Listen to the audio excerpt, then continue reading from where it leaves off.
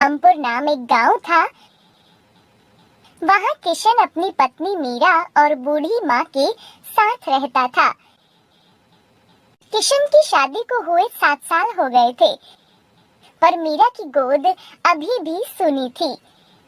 मीरा और किशन हर रोज मंदिर जाते थे और भगवान से प्रार्थना करते थे।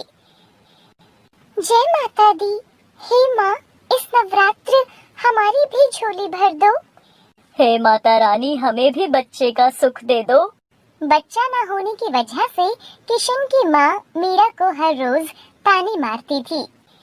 ना जाने इस बांझ को कब बच्चा होगा और कब इस घर में बच्चों की किलकारियाँ गूंजेंगी। किशन, मैं तो कहती हूँ अब तू दूसरी शादी कर ले, इस बांझ के नसीब में बच्चा नहीं है। माँ, कितनी बार तुम्हें कहा है कि ऐसी बातें मत किया करो। जब भगवान की इच्छा होगी तो मीरा की भी गोद भर जाएगी।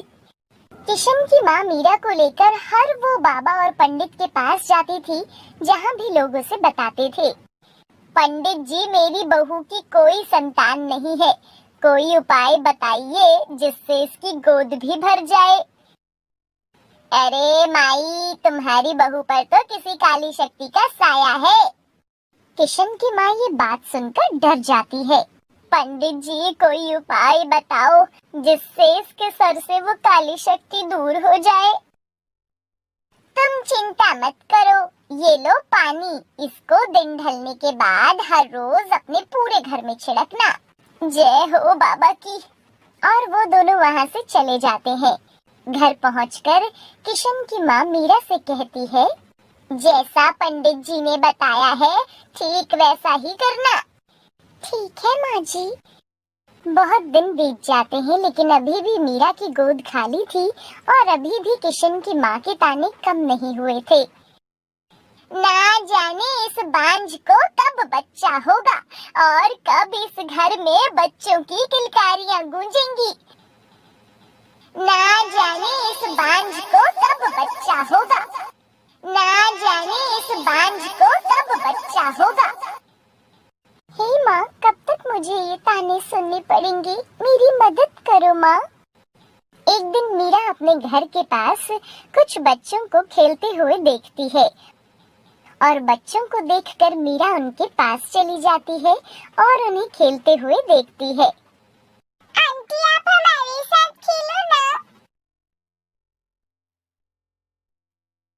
देखो ये बांझ कैसे हमारे बच्चों को देख रही है, ये कहीं अपनी काली नजर हमारे बच्चों को ना लगा दे। और वे अपने बच्चों को वहाँ से ले जाती है।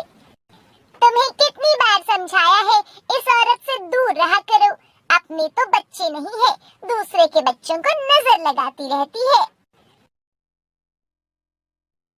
उनकी बातें सुनकर मीरा बेचारी बहुत दुखी हो जाती है और अपने घर चली जाती है। एक दिन मीरा घर पर उदास बैठी थी, तभी उसे एक बूढ़ी औरत की आवाज सुनाई देती है। जय माता दी, कोई इस बूढ़ी औरत को खाना खिला दो। मीरा आवाज सुनकर बाहर आती है और उस औरत को बैठने को कहती है।